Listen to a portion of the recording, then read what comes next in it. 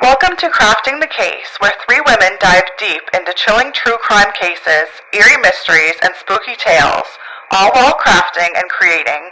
Join us as we weave together suspense, storytelling, and a touch of creativity in every episode. Find us on your favorite social media platforms and wherever you get your podcasts.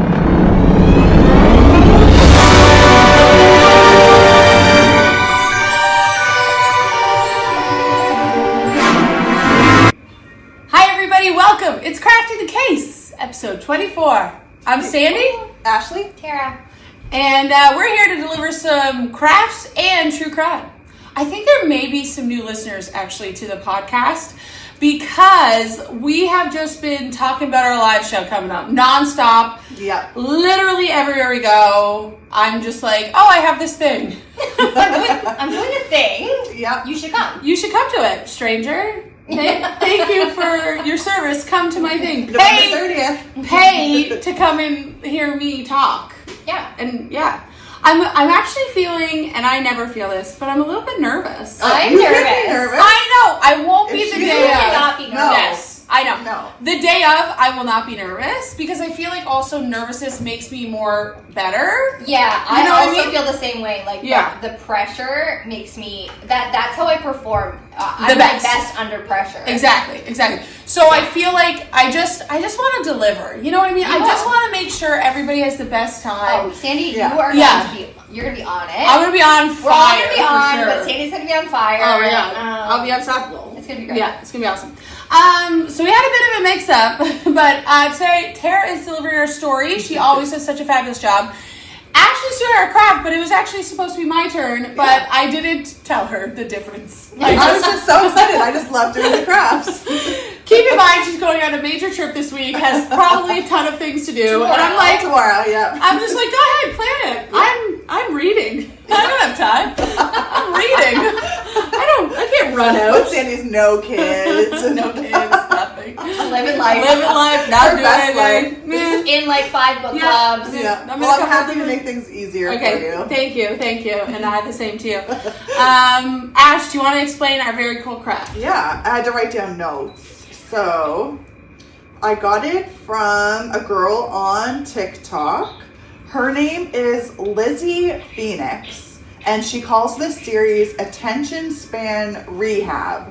Ooh. Oh, I I love love it. I love Oh it. my god, I want to do it. I need this. I know. I know. So it's actually cool. She does a bunch of different shapes, but the one we're going to be doing today is called a Zentangle. So it's kind of like a Zen activity, like a mindless brain activity where you just relax and let what happens happen. So you can't be a control freak. Yeah. Which I have problems with. Like if I smudge my paper, it's going to be over. Oh, that's really interesting. Actually. But yeah. More mental. Definitely a mental So craft. basically, we're just going to be painting a bunch of triangles. And if you want to do it at home, you just paint a bunch of triangles first. Yeah. You fill them in, like shape the inside of them.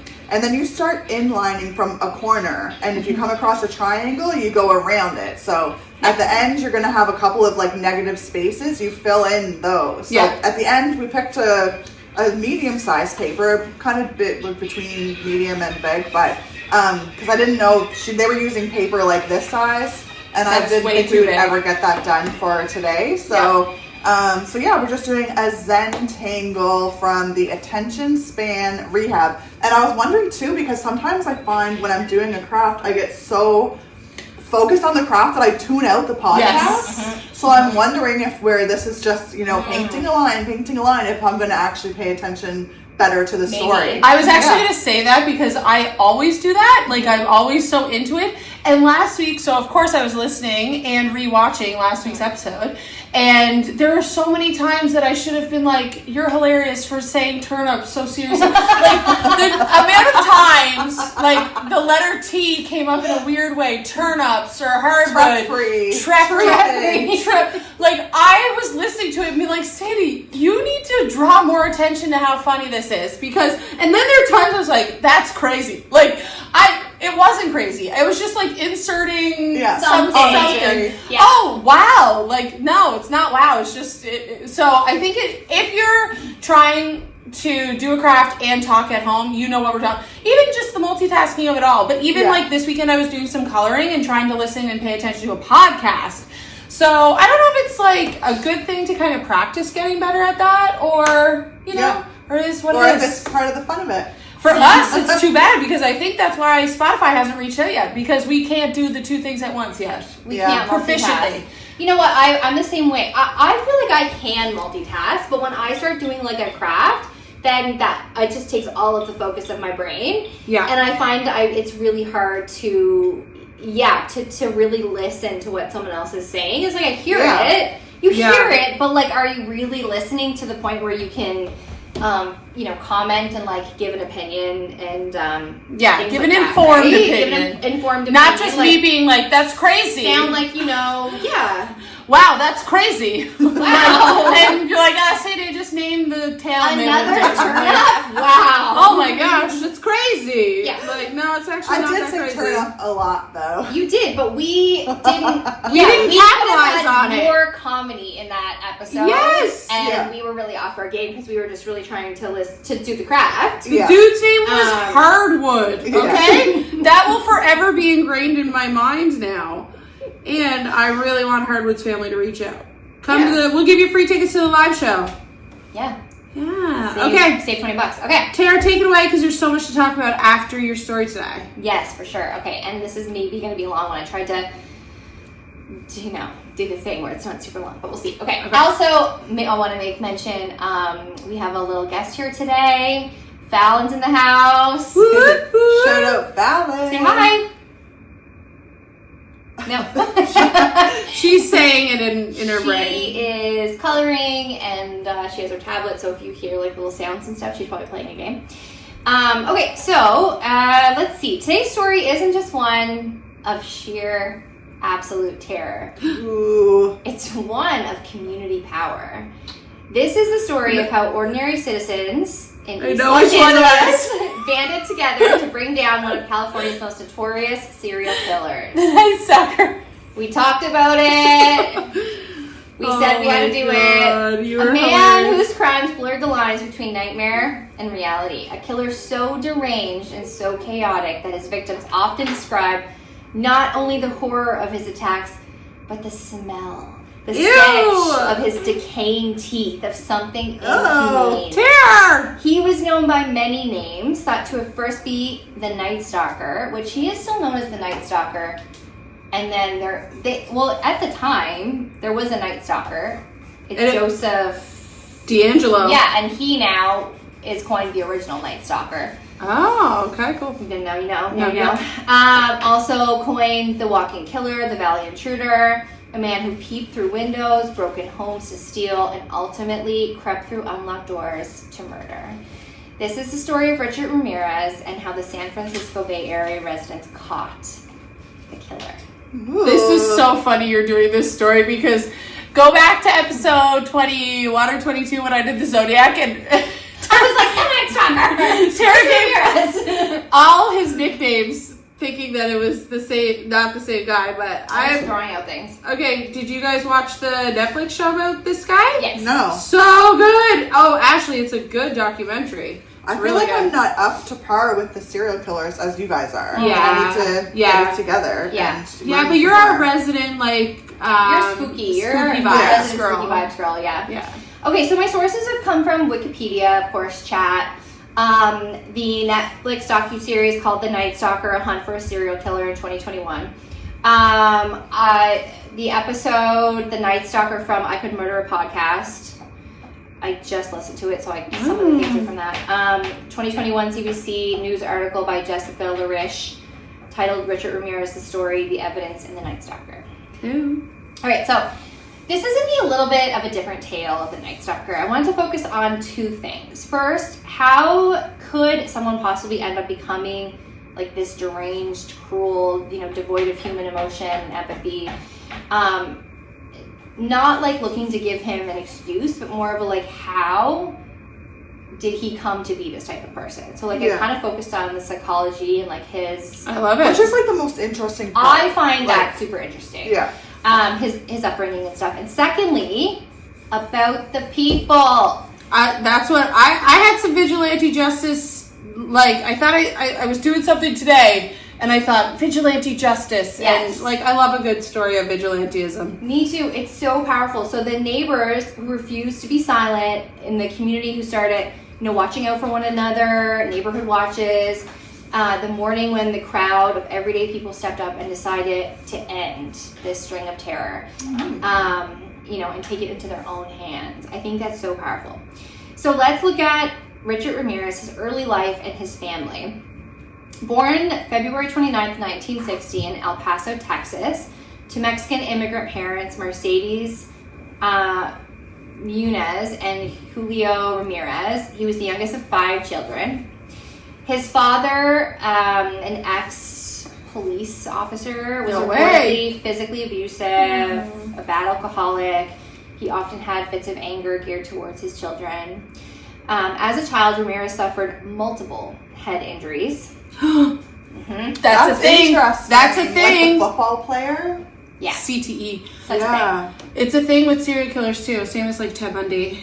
Yeah, so at age 2, a dresser fell on him. At age 5, he was knocked out by a swing and later experienced epileptic seizures. Jeez. Psychiatrist Michael Stone described Ramirez as a made psychopath, as opposed to a born psychopath. He said Ramirez's schizoid personality disorder contributed to his indifference to the suffering of victims and his untreatability.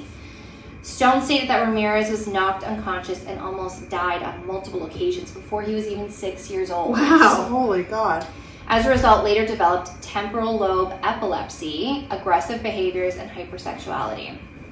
So temporal lobe epilepsy is a type of epilepsy, a neurological condition that causes recurrent seizures that originate in the temporal lobes of the brain. These lobes sit just below your ears are responsible for important functions like memory, emotion, hearing, language comprehension. From a young age, Ramirez was so in addition to this, like this piece of the puzzle is a huge thing. He was physically altered from these multiple head traumas before age 6. Yeah, and that's when the brain is really like juicy and like you are developing. Yes, in your brain. Yeah, so like all of those things are firing. You're learning. Your brain is like plasticky, but not that plasticky. Right. So even just like that emotion piece to be altered, in a child so young, is scary. Yeah. And then oh my gosh. With the trauma and the abuse and the other things that come up, it's a little bit frightening. So from a young age, Ramirez was heavily influenced by an older cousin named Miguel. I remember this guy. He was a Vietnam War veteran. He often bragged about his war crimes, and he exposed a young Richard Ramirez to photographs of graphic violence and pornography. He sexualized women who were photographed deceased. Ew. Just awful stuff. But this, before Ramirez was a teenager, this is like what he was exposed to. At age 13, he witnessed his cousin Miguel shoot and kill his wife. An event that did not seem to affect Ramirez in the traditional sense of, having been shocked. Instead, he was fascinated by it. I remember this part. Shortly after the shooting, Ramirez moved in with his older sister Ruth and her husband Roberto, who was an obsessive peeping Tom. Oh my God. These are his role models. Yeah. His male role models. Yeah. Roberto took Ramirez along on his nightly exploits. And then Miguel, his cousin, was released from a mental institution in 1977, and he also sometimes accompanied Ramirez and Roberto on these voyeuristic walks. This guy never stood a chance. No, he just was brought up to basically be to do this. a psychopath. They would spy on women specifically in nearby areas, looking through windows. 1982, at age 22, Ramirez decided to move and settle permanently in California. It was around this time that Ramirez began to use drugs, specifically cocaine, which quickly became his substance of choice. And he began to commit theft and burglaries to be able to pay for his drug addiction. He lived nomadically between San Francisco and Los Angeles County during this time.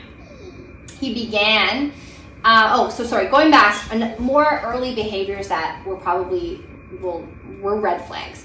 He began stalking animals, killing them, gutting them, feeding other animals to his dog. He started stealing at a young age, breaking into homes.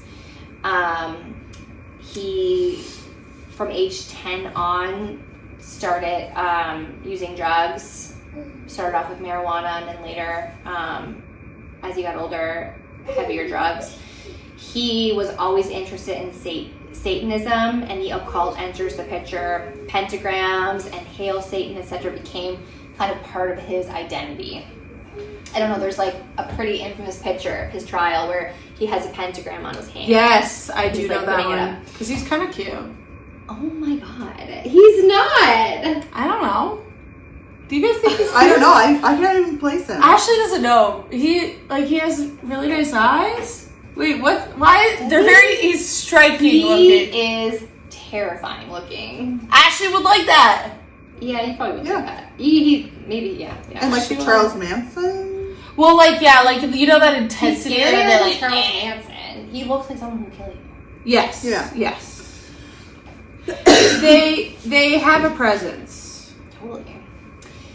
Okay, so, we're talking about things like he had several head injuries, and we're all like, oh my gosh, that's an indicator. That is an indicator. I looked into this a little bit more. So it's called the McDonald Triad. I did not coin it. I was gonna say, is it named after a Cape Brettoner? Or like a Scottish connection? Maybe. This was first proposed by psychiatrist J. M. McDonald in 1963, which suggests that there are 3 childhood behaviors that might predict later violence or homicidal tendencies, and they are animal cruelty, fire setting or arson, and persistent bedwetting. Ashley. Past the normal developmental age. I'm in trouble. But okay, you can't just... So, it's also I don't know why I said Ashley. I don't know why I agree. It's also been debunked because... What? Kids do maybe one of these things once or whatever, and it's not like, oh my god, but it has to almost be...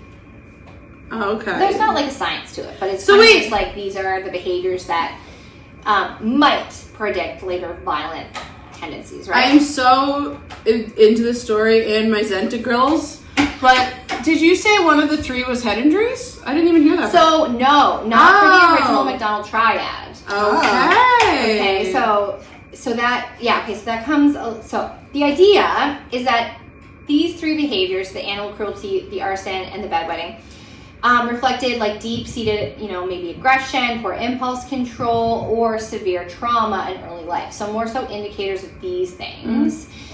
Then you add in injuries or brain damage. Yeah. So a striking number of violent offenders, including serial killers, have documented head trauma, especially in early childhood.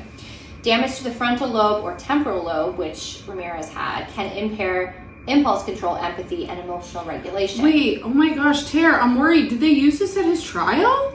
No. Oh, thank God. No. Just let me know. I can just give it a little pause, too.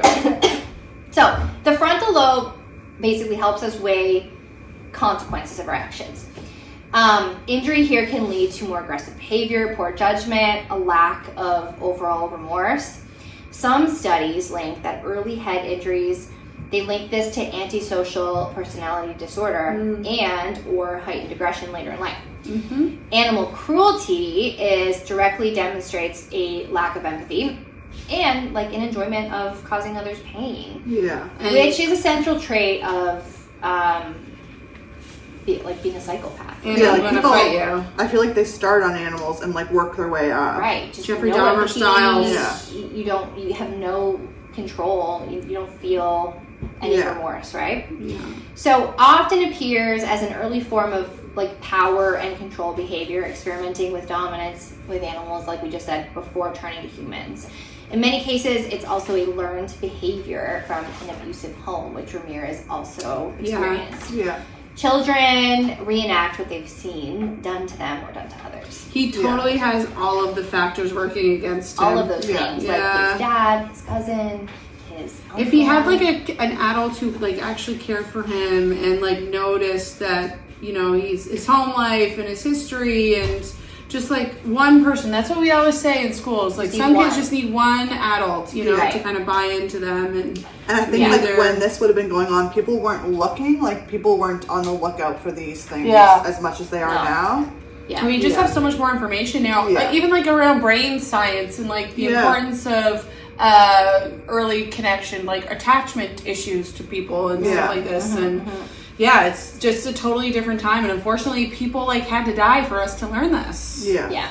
I didn't put this in my notes, but I listened to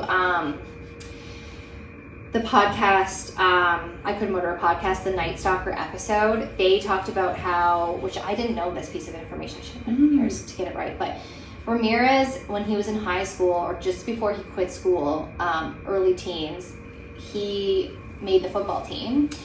And he was really good. He had a sense of belonging and community. He was really, really good. He was connected. And like his dad was kind of coming around, you know, his brothers were older, and his dad was coming to his football games and stuff, and, you know, maybe starting to see like, oh, I haven't really like put a whole lot of time into Richard and interested in something that he was doing, right? Richard, what happened? Ramirez, he got like hit and he had a seizure. I was going to say that. That was like the worst thing for him if he already had multiple head injuries. Yeah, like why couldn't he join the bowling team? Yeah. So then the coach said, like, you can't be on the team anymore because I can't be responsible. Rejection. Like if you have seizures. And then he went downhill after that. That reinforced, you know, his sense of rejection from other people, from normal society. But just imagine if he stayed in football. Maybe it could have been different. Brain would have fell out of his ear. Put your kid in sports or dance or or a group, like even like Sparks and Brownies or even sometimes I'm like, you know what, like swimming is great, but it's an individualized sport. Like sometimes you want also the parents that are leading their kids to these situations that he was in aren't the parents that are putting their kids in extracurricular activities. They're having a hard enough time sending them to school. Like, and even now we're seeing barriers because of the cost of everything. Like we're Canadian, oh my God, it's really expensive. Like the cost of hockey, you know? Yeah, for sure. Good point, Tara. So that's interesting though. I didn't know that. Yeah, I didn't know that either. So maybe it could have been different. There's a lot of true crime stories about NFL players, football players. Maybe it could have been worse. There was a really good documentary about Aaron Hernandez. Yeah.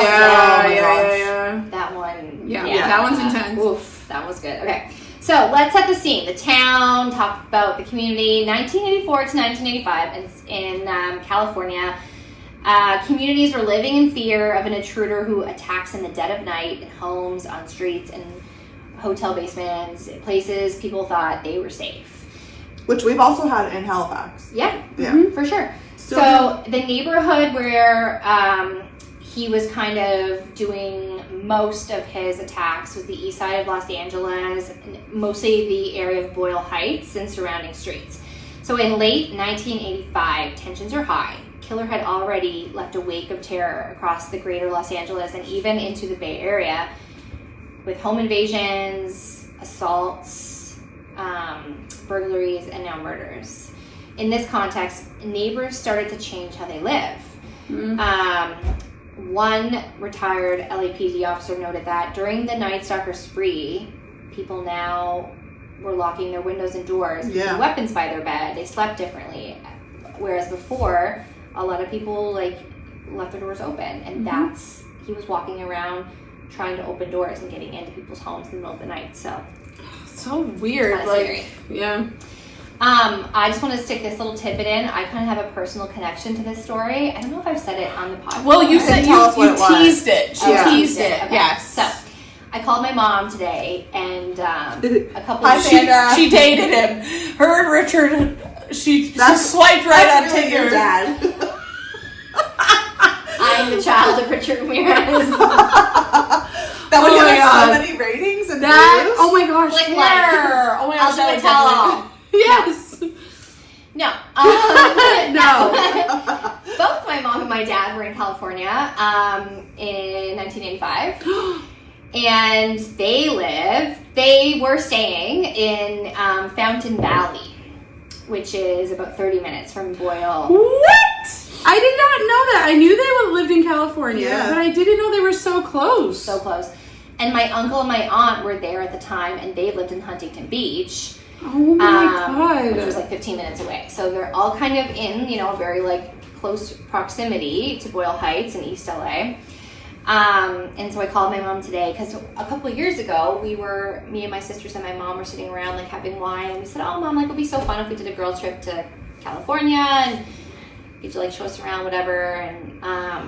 And then my mom, like, I don't even know how we got to this, but she started talking about like this killer being there when they were there. Oh, I would be like, what? I was like, Mom, what was the year? I was like, what's the year? And then she said 1985. And I remember like Googling it, and I was like, Mom. I was like, oh my God. Not she just didn't even know. Like one of the most infamous notorious serial killers ever. I was like, Mom. Anyway, so that is bananas. Right? So this is what she said.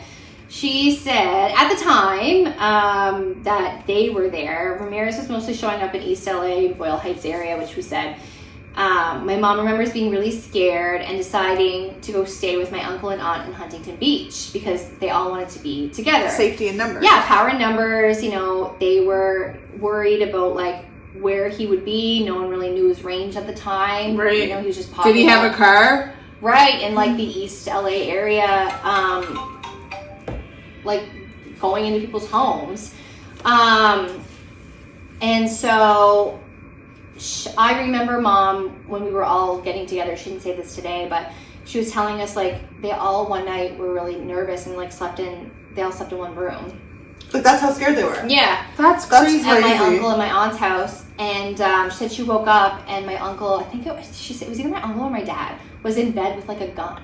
Oh my God. Wow. That's what happens. Yeah, so it was a very like stressful time for everyone. They didn't have social media and things like that to share info. Yeah, right. And I think that's why like we'll get to it, but there was just like such a big community, like the community coming together and being like, we need to talk about this. Like, talk to our neighbors. We need to figure out like what are we gonna do here. So that brings me to a question though. So how long? I know you didn't really get into the crimes yet. But how long was the reign of terror? Like, could she stay at your aunt and uncle's for months? Or no. Okay, he killed between 1984 and 1985 before he was caught. Yeah. He's linked to at least 15 murders. Some sources say more. Plus, in addition, numerous like sexual assaults, attempted murders. There's many victims that something ended up happening and he ran. Yeah. They survived. And it was probably like out of sight, out of mind. Like your mom would get scared, like because it was in the news, and then it would go away for a little while, and you forget about it. And then, which how we do now, we're just so inundated with information that we don't get scared unless it's like breaking news, like this happened tonight. Yes, and I'm not going to get into like all of the murders and the victims and stuff, although like. Yeah, there's a lot recognition for them. There's a lot. Like it's very sad, but it almost seems like when I'm looking through them, it's like one a month. Yeah, ooh, that's a lot though. Yeah, that's more than 1 month. Like if that was happening here, we'd be like, okay, what is going something's going on. But then you don't know. So like a murder happens, and you don't know that another one's going to happen a month from now, right? Yeah. You just think it's a one-off in fear. Yeah. So a couple mention. June 28th, 1984, 79-year-old Jeannie Vincow was found murdered in her apartment in Glassell Park. March 17th, 1985, 22-year-old Maria Hernandez of Rosemead survived a gunshot to her face. Jeez. By Ramirez. July 2nd, 1985, 16-year-old Whitney Bennett was attacked with a tire iron in Sierra Madre, and she survived. And that's one thing I do know about him, the victimology. Like, imagine if you were trying to investigate this crime. You're like, okay, let's look at the commonalities of the victims. A 79-year-old woman, a 60, 50, whatever, a 60, like they were, it's not like the Ted Bundy style where all the victims looked the same, really they were the same age, they had the same kind of whatever. And that's really rare for those type of perpetrators, right? Like they typically have their thing. Mm-hmm. So, and also just random ways of killing. Yes. Yeah, and then my next line is literally the randomness of the attacker. It's like men, women, children, elderly, across neighborhoods. This instilled a very particular kind of fear within the community. There's no rhyme or reason for the attacks other than to harm or like to steal, which she did. And yeah, the methods in which he chose were all different, like gunshots. He just liked it, which is scarier. Machete, hit a machete at one point. Yeah. Like, it's just Maniac. he liked to scare people. Yeah, and he was sadistic. Okay, so let's talk about the community stand to capture. So, proud of this on August 30th, my birthday, Oh, yeah! Maybe your mom was there. 1985. Oh my No, god. she was actually giving birth to you, someone in a different country, so she wasn't there. Oh my god. No, I was 2 years born before. 1987. Sorry. She was thinking about me. Imagine if your mom was just like on her bike, like going to the store or something. Right? Oh my god, that'd be so cool. So crazy. Okay.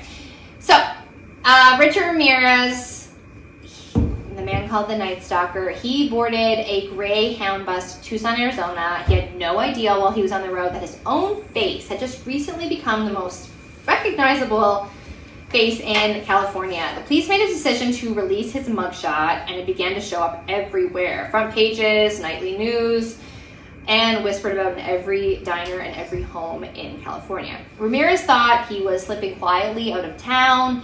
He didn't know the entire state was now, had a picture of him and possibly looking for him. So, And how did that happen? So the police found a footprint at one of the crime scenes. Yeah.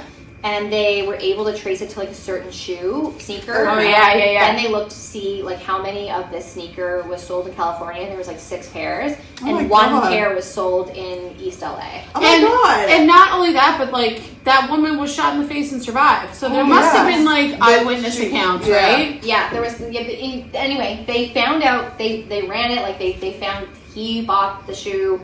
They had like obviously some other I do remember things that. too, right? And then they were like, okay, we're gonna print his picture and put it out there. So he arrived in Tucson August 30th, and his brother wasn't home. So early the next morning on August 31st, Ramirez turned back towards LA, and when he stepped off the bus at the East LA terminal, police officers were already stationed there watching every inbound bus for him. He walked right past them unnoticed and into a convenience store. Inside, a group of elderly women looked up from the papers they were reading, and one of them whispered, "El Matador, the killer." And on the front page of the paper that she was reading was, in Spanish, a headline, "The Night Invader."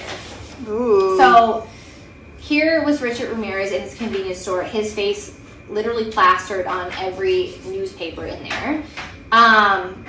He realizes, panics, bolts out the door, and runs across the Santa Ana freeway. Oh, yeah. He spots a Ford Mustang with the engine running, and he tries to carjack it. But the owner, Faustino, I'm gonna mess this up. Just try your best. Those squiggly things on the end. Vestino.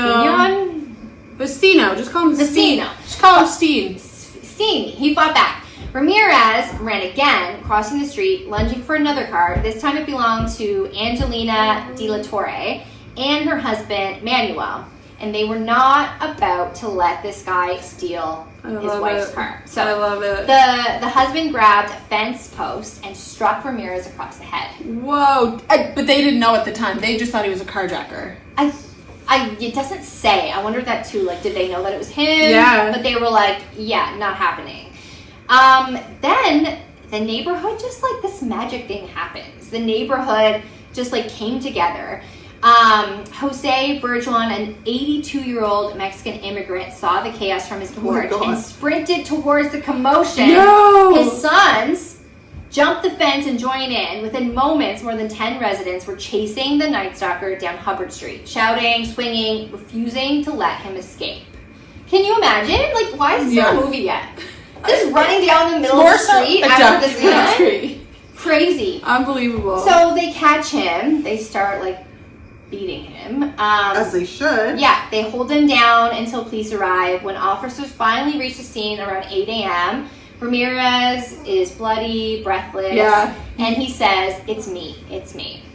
He was like, "Please help me." Yeah. Get me out of here. Yeah.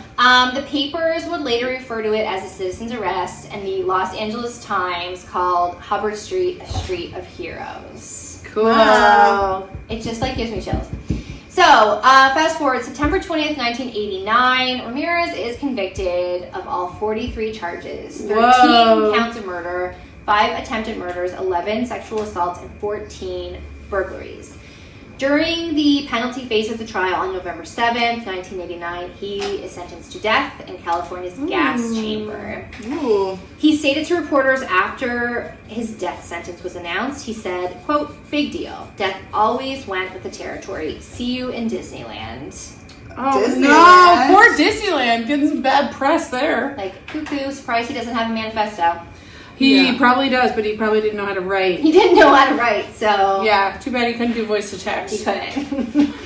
The trial cost $1.8 million, which at the time made it the most expensive murder trial in the history of California until it was surpassed by the O.J. Simpson case in 1994. Oh. One of my favorite cases. Yes. So, Ramirez did not make it to the gas chamber. He ended up dying of natural causes before he was put to death. Oh. And then I just have a little note. If anyone has not seen The Night Stalker, A Hunt for a Killer on Netflix, it has like first-person interviews, actual footage. Yeah. It does have some like reenactments, but they're not super cheesy. It's so good. Yeah, and it has original photography related to the case, so it's really super interesting. If you want to know anything more about it, I'll have to watch you it. should 'Cause I'm watch not really it. familiar. It's really good. Oh yeah, it's so good. Yeah. I thought that was like, I watched another documentary came out around the same time, and I think it kind of like a big one, and it kind of overshadowed that one a little bit. And then I watched it. I was like, why aren't we talking more about this one? Yeah, it's crazy. It's really good. Yeah. So to our listeners, my takeaway from this anyway was that, you know, even in today's day and age, like community matters, awareness matters. I don't often watch the news, and I feel, you know, out of touch sometimes. And I think to some degree it's really important to be, you know, informed about like what's going on in your community. Talk to your neighbors. Rely on your gut feeling when something does not feel right, and most importantly, lock your doors. Yeah. And I'm guilty of leaving mine and out. share your location. share your and lock your location. doors. Do crafts. And don't do crime. Don't do crime. Tara, And that's it. well done. Yeah. That is an intense story, though. It's a very crazy It's story. intense, and like most of my stories, there's so much more to it that I was like, oh my gosh. I found myself like deleting stuff because I was like, I can't get into that because if I get into that, I have to get into that. Like there's just so much detail that you can go through. I mean, he killed 15 people. Well, you go through the story of 15 people's lives. If you know, you You could. do 15 minisodes Yeah, on this alone, right? Yeah, it's crazy. It's crazy. But the scariest thing to me is just like the lack of like what is it called when why do they do things? Motive. Like the lack of motive towards it. Like just pure He just liked pure this. He was a sadist. psycho. Yeah, exactly. He was a sadist, yeah. Which is scarier. And and that's what he claims to be, right? Like he identifies as that. But it's also sad too, right? Like it's sad that these things happened to him, and he didn't have role models, and when he did get involved in something really positive for himself, you know, he couldn't do it. And so there's elements that maybe people failed him or okay. Yeah, I don't think that we see often like a person like this that had a good upbringing. Exactly, and they just turn. I mean, sometimes, but it's so rare. Yeah, it's more rare. Yeah, I mean, definitely. more often you see like the reasons behind why people are the way they are. Yeah, I think. Yeah. I'll tell you this story though. Okay, wait. Let's do a craft check-in. Yeah. These are looking cool. Well, it's harder than you think, and I is. smudge mine so much, but it is really fun. Ashley's looks so good. I smudge mine a whole bunch, but it is kind of nice. Did you guys find that you were able to like pay I attention paid more? way more attention. I think I paid more attention too. Cool. And I didn't just say things like, "Oh my gosh, that's crazy." I think I would have picked a different color. Okay, paint, let's agree. maybe it's a little bit light to see where I did the lines, but Mine is dark. I'm and I just ready smudged now it. to start inlining. I have been inlining, and I'm just kind of going around. I think I'm doing it correctly, right? Yeah. Yeah. Can I tell you about a situation of vigilantism that I remember to talk about? Something happened this weekend. Okay, hold on. Please tell us. I'm gonna pause it really quickly, and then I can't believe I forgot about this, but I'm gonna pause it. We're back. Thanks for holding on, and we have our special guest. She's here. Can you see yourself? That is the best part, is when you can see yourself. Yep. In my neighborhood, you guys have had this happen in your neighborhood too, but like people are trying to break into cars or whatever. Yeah. And one of my neighbors, at the time that it was happening, he was on his Ring camera and he saw the guy, went off after him. No way. Caught him. Oh my gosh. Violence ensued. I don't know fully what happened, but there was an altercation. I don't know the full story, but this story reminded me of that, where he saw this crime taking place. My neighbor over here, I don't know, it must have been Opera's alarm. Like, everybody has Ring cameras. Okay, another reason why you cannot get away with anything, everybody has cameras. Yeah. So you can. So anyway, he just saw the crime being committed and did some vigilante justice of his own and caught up to the dude. Amazing. I know. Who was stealing? Like, what was the person? It was just a guy trying to break into cars. Like, does that happen in your neighborhood? It happens here all the time. My car was broken into. It does. I just leave mine open. Like, there's nothing in there. If you Don't want to tell go in people there. Yes. that. There's nothing Like, in it. we don't There's say nothing in it. It's smart to leave nothing in it, but I used to leave my wallet in there, so I don't anymore. But they didn't like break the windows or anything to get in. It was like if your car was open, you got in. Yeah. And I remember I got into my old car before I had my new one, and there were papers everywhere. And I was like, Devin, why did you just? I thought it was Devin. I didn't even clue in. Like everybody's like posting on Facebook. Oh, Like, Devin. Oh man, I can't believe you took in all the papers again. They went through when I lived in Klein Heights instead of Herring Cove. They broke in my car there. And they took all the toonies and loonies and left like the quarters and dimes and nickels. Oh, so, like, my gosh. They're like picky. Well, did I tell you? Okay, back home in New Waterford, my parents have been victims of mischief, as I mentioned last week. But also one time they broke into my dad's baby barn, stole his golf clubs, like literally his most prized possession. Yeah. He's an old dude. Stole his golf clubs. My dad's all distraught, the whole thing. So then, a few weeks later, somebody calls my dad and they're like, wait, head on down to the shore. They found whoever broke into the barn, took my dad's golf clubs, took all the change out of the bag, and then threw the golf clubs onto the beach. No. And so my dad Why didn't they sell them? And, literally, my dad went down and recovered everything he lost except the toonies and loonies. Oh my god! I know. Anyway, but Tara, that's a really great story, and I totally forgot about your connection. I knew your mom was a California girl for a little bit there, but I didn't know it was during that time. Crazy, so right? crazy. Like, I can't believe it.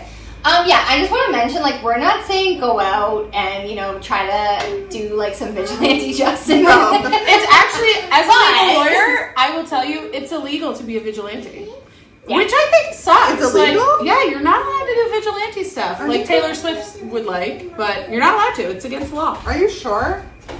I think it's like if it's on your own property or in your home. Yeah, there are some rules around that. Can do more, But there is a thing called citizen's arrest. There is a citizen's arrest. We need the lawyer. Where's the actual lawyer? Devin's downstairs working out, but Where's the real live lawyer? You're a lawyer. I'm a legal lawyer. Wait, Alexa, in Canada, is it illegal to do vigilante things? I don't know that. Okay, so if you are a lawyer, reach out to us and let us know. Well, Devin will be able to tell us, but he's just downstairs. But still, reach out to us. At Gmail. Vigilante, though, could be interpreted in different ways. Like, are we doing a Robin Hood situation where you're stealing from the rich to give to the poor? You know what I mean? Like, or like Dexter, like killing people that are bad don't people. do those things. Yeah. I'm more picturing like I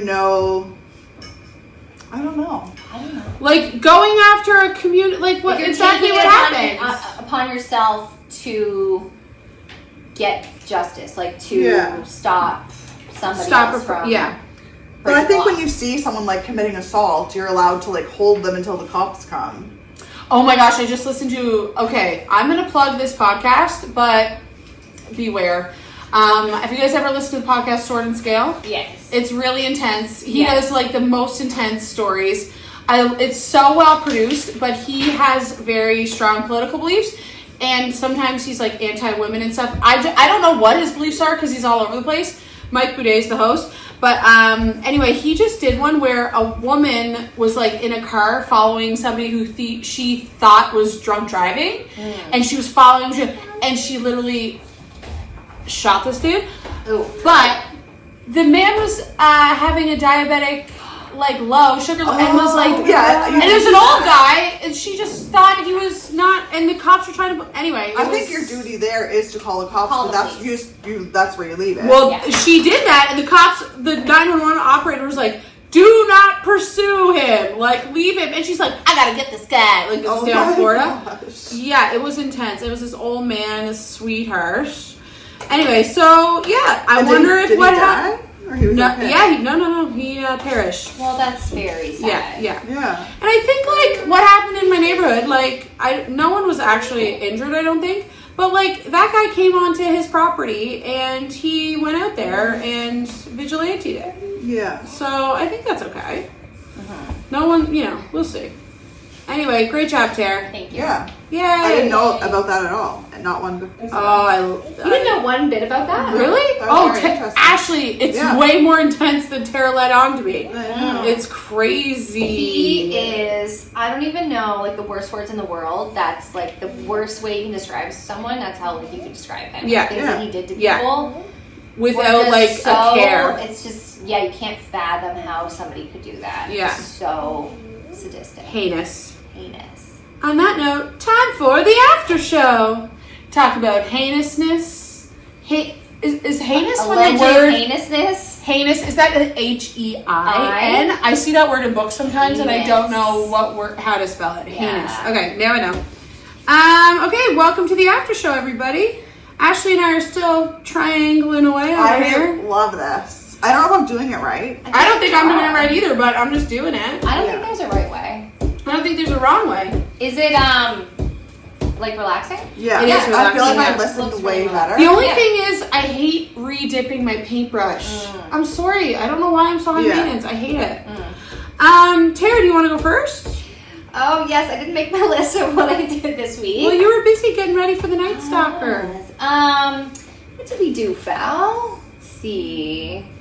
We made cookies today. Yeah. Oh, what kind? What did we make?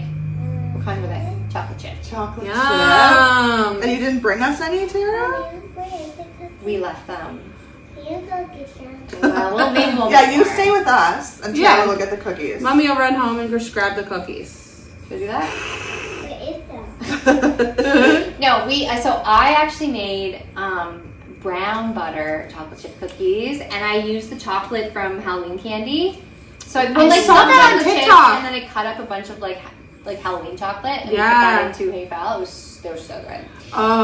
Tara, you are a little baker. Yeah. I know you love Cheetos. I saw something, I love Cheetos. I don't know, made me think of that, but at Tim Hortons now you can get like a brown sugar coffee or something. Oh. So is it just like a double but with brown sugar? Because I really want that. Maybe. They have it at Starbucks too, like a brown sugar. Tim Hortons is trying to be They're Starbucks. coming around Yeah, to like yeah.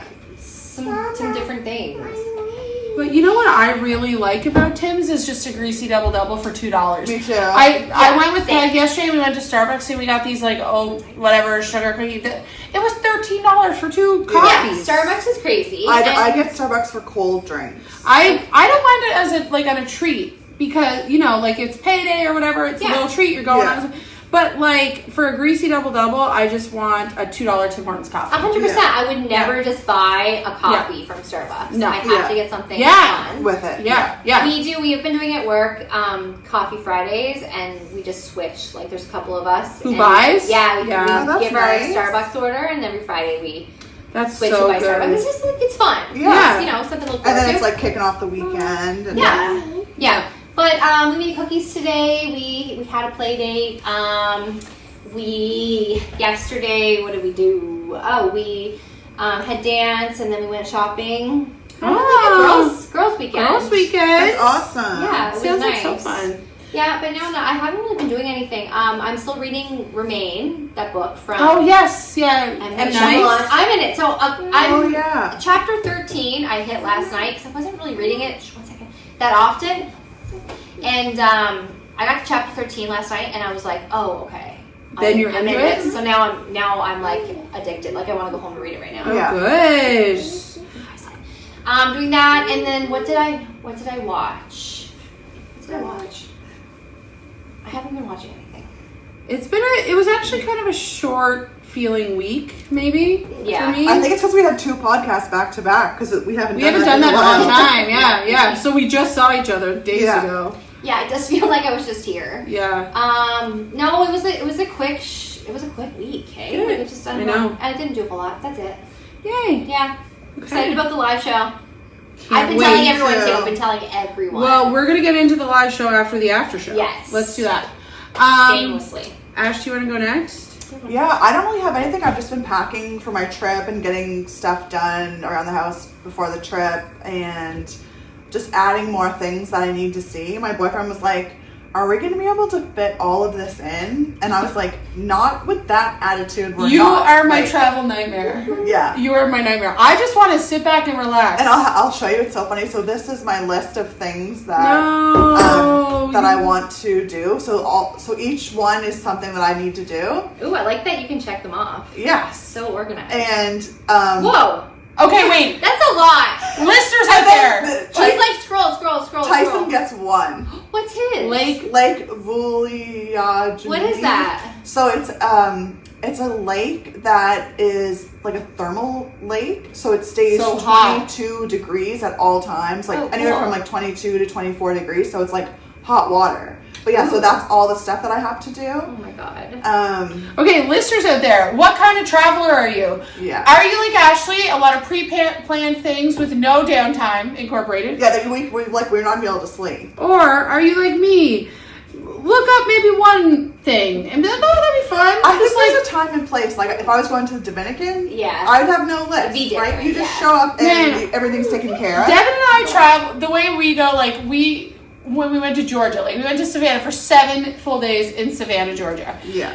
No, we had like 1 or 2 restaurants we wanted to go to, but we just get up, put our backpacks on, and go for a walk or whatever. Yeah. Nothing planned. We have a schedule. yeah, that stresses Yeah, me you know what? out. I feel like I've been in between. One second. I'm in between the two of you guys. Yeah. It does depend on where I'm going, but like I feel like it doesn't matter. Anywhere I go, I do like having that like unscheduled Yes. time. I Yeah. also feel like when I'm on vacation now, like for me, I want to relax a little bit. Yeah. And so I try to make sure I do that. Incorporate some of that. Right, but then you're like, I feel guilty, like I'm here, I want to see all the things. Yeah. It's really funny too because It's like I hate waking up in the morning. I'm a miserable person in the morning. I try to sleep in, like hit my alarms. 2 more minutes. And on the weekends, I when I don't have the kids, I like to sleep in and stuff. But Yeah. on vacation, like I will be up 7 o'clock in You the are morning and out hilarious. the door 9 o'clock, 8 o'clock, Oh like my to see gosh. everything. Like it's just That's so funny. Anyway, so yeah, poor Tyson gets one thing One to activity. my 100. He's a good boyfriend. Yeah. He is. Yeah. Shout out to Tyson. Our, Yeah. Hype Hype man. social man. media. What are we calling him? What's his title? He should have a title. Yeah, Yeah. he should. He's Intern. Our media manager. Yeah. If he wants to intern for us, Tice. Oh my gosh! Yeah. Yes, we've been looking for Yes, an we intern. need you. It's free. Yeah, Yeah. it's a free job. Free job. We're you'll so love excited for you to go. So you won't be here next Sunday. I won't be here next Sunday. I won't be here next. Yes, that's right. You're gone for a Yes, week, right? that's Yeah. right. Okay. I was so mixed up. Even like when you were like last week, I was like, I won't be here next week. Yeah, but and no. then yes, and so yesterday I was like, wait, are we doing tomorrow? I was like, I can't Yeah. remember. I know. Yeah. Oh, well, that's great. No, that's right. Yeah. And so that's all I've been doing is just Prepping. adding more and more stuff to what I want to go see. And do you have everything you need for your trip? Like, you're leaving tomorrow. Leaving tomorrow. I'm So- not packed yet, but I have my suitcase out. Okay. And I have all my laundry done, so that makes it You're easier. fine. Oh, Yeah, yes. you're You're in good. such good shape. You're And not I want to leaving plan like tomorrow. outfits. Like it's Yes. easier to plan like outfits if you have everything clean. Right. And Yeah. I don't want to overpack. You know what though? When I go on trips, I do the same thing. I'm like, I put everything, like I plan an outfit per day. But then when I get there, I'm like, I don't want to wear this. I know. I'm like I hate my clothes. I I hate everything I picked out. I don't want to wear this. Yeah, and that's normally how I overpack because I know I'm going to do that. Right. Yeah. So then you have to bring extra just in case. Yeah. You I- can't wear it. Sometimes I do that, and then sometimes I'm like, If I don't have it, I'll just buy it. I very Yes. much have that mentality. Yes, me too. awesome. Well, let me tell you girls what I've been doing. Yeah. Okay. Okay, so finished one book, doing my book club book right now. It's actually really, it's funny because like the way it's written is actually kind of tricky for me. I don't know why, like I can read, but it's tricky. And I swear I can read. This is the first time in any book that I've read where the point of view of the character comes, like she is talking in the book, she says something like in her head and you're reading or whatever, and then she goes, and then she gets K-I-L-L-E-D in the book, and then it switches to a different character. Like, it's just so weird. Anyway, it's a good book. I like it, so I do like it. I finished the Ogre Shop Murders documentary on Crave. Amazing. It's so good. Yeah. Which then led me into the Christine Jessup case, which is a super famous Canadian case. Oh. It was like back in, what was it? 84, something like that, early. She was 9 years old, abducted, the whole thing. It was Canada's like big stranger danger case. Like, you know how the U.S. had kind of Adam Walsh, which was a turning point in child abduction stuff. This was Canada's one, and it was a wild story, you guys. The documentary's really well done, and it's her brother's in it. It's so good. It's very Canadian. But also one of the cool parts is that it's Canada's like first genealogical DNA thing, so that's like how they find the killer or whatever. And it's the guy from, I think it's Paul Holes, steps in and helps them. So they talk about it in the documentary how they recruited or they went to training with the people who did the Golden State Killer and they helped them do it. So thought that was super cool. Love that. Been waiting for a new episode of Derry. It comes out tonight, so it's Sunday nights. Yep. Sweet. Friday. Wait, can we just talk? What are we thinking about Derry? I haven't watched it yet. Oh my gosh! We were waiting for you. I know. Ashley, you gotta cancel your trip. No, download it to watch when you have all this free time in your hotel. I don't have any, there's no free time. I mean, they're gonna be out or comatose. Yeah.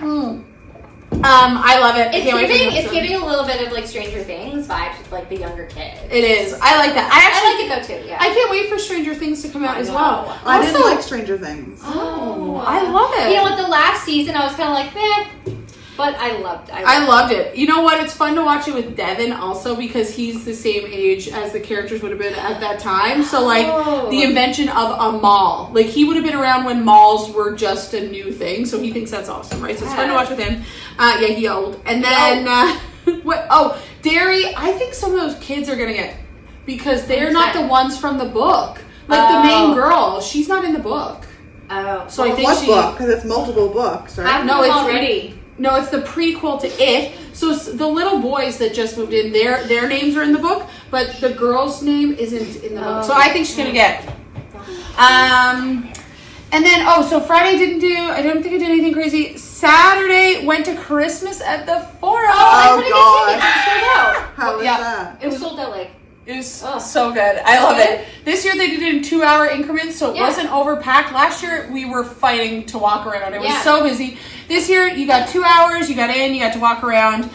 Was 2 hours enough? 2 hours was complaining that like it should be longer. No, 2 hours was more than enough for me. Although my friend Renee, she was like, my mom likes to look at every booth, touch everything. Like I don't like that at all. I actually don't really like to shop myself. That I'm not like super interested in. Yeah. So it's funny because I bought the most absolute gorgeous wreath from a woman, and I forget the name. It's Sunshine something. I'm gonna try and find your card and put it in the show notes. I told, did you guys see my wreath? I just put it out there. No, I didn't. This woman, the people that are so flippin' talented at these, unbelievable. And I'm like, oh, you should come on my podcast. She's next level creative artist making these beautiful, her real we color and paint things. You won't believe this, but I actually have a podcast, thinking that I don't know, somebody produces it or something. And so I bought the wreath and then I left. It's huge, so I left to look around. And so I came back. And she's like, "What was the name of the podcast again? Where can I find it?" And I'm like, "Oh, I might have misrepresented myself a bit because you're super talented." And so it was cool to see all of that. And what else was I going to talk about? And then today was just a pretty chill day. Did some spin classes this weekend. It was fun. Went out last night to Matador Tapas. Ooh. What's that? Yeah, it's like a Spanish restaurant downtown. It was great. Okay. Yeah, pretty busy, pretty great weekends. Yeah. So let's talk about the live show really quickly before we just finish up.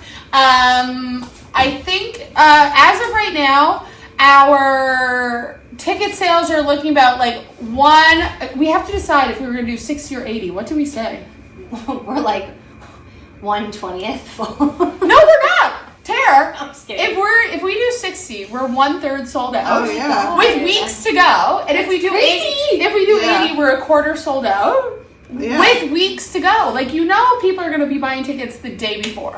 Okay, I might have just sold the idea to like 2 or 3 people. Yeah. So. Well, I also have been like at the craft fair yesterday. You should come to my live show. We should have had like posters. We should get cards made. You should get cards and you could pass them out to all these people that you meet. Yeah. I think people wait to get tickets too because they don't Definitely. want to commit to something until they know. Like, Yeah. they Yeah, can for go. sure. Yeah. Yeah, so we've sold a few tickets. Lots of people reaching out. So thank you so freaking much. You don't know how much it means because we want to use the money and get some better equipment. We have microphones, but they're not the best. We would like to and we're building a little podcast studio. So just to get some nice things. So, we're not so low budge, which we are, but, it's just so cool because we actually did it by donation. And so rather than just paying the $20 ticket, people are like paying $50 and sending us this money. And it's just so fun because And it's like because they believe in us. I know, and we love doing the podcast. Like, Yeah. I wish this could just be what we do, but we just love doing it so much. So just for those of you, if you're buying more than one ticket, you can send how much money you want or whatever, but it's only going to come in as one ticket. So maybe just let us know that, this is for 3 of us or whatever. Yeah. Don't think it's going to get too out of hand, but we still like to make sure we're not going over. There is a bar on site. There will be a self-directed craft, which we're going to talk about this week, or 2. So we're going to have a craft on the table, some pictures of how to do it, and you're just going to go for it yourself. Another thing. But we'll be doing the craft up at the top. We'll be doing too, the so craft, We'll be doing yes. the craft check-in. Yes, exactly. I did have people ask if they could bring their knitting or their crocheting, and I was like, yeah, of course. That's a fabulous idea. Yeah. So if you just want to come and bring your own stuff and sit and hang out with us, absolutely. What else did I want to remember? That, and was there anything else to think about the live show? The craft. We're going to have more than one, I think. I think we should try for 2 crafts. But that's included in your ticket price. Yeah. It's going to be awesome. I'm trying to get a good, early 2000s playlist going.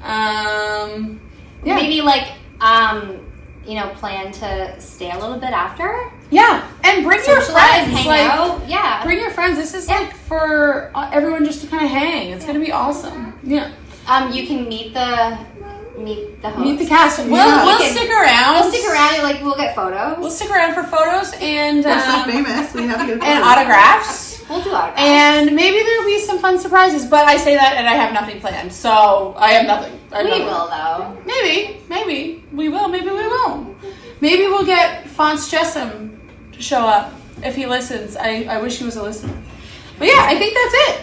Anything else that we need to mention or talk about? No, I'm almost done with my triangle thing. I am not. Great. It's actually it's that looks starting cool. to be really cool because there's the spots that are left are starting to be triangles. Yeah. Oh, So the whole thing eventually turns into giant triangles. And I really liked this. I think I would do this again at home just for By yourself. to relax. Yeah. You could also frame this, and it would Oh. just be such a cool, nice little piece of art.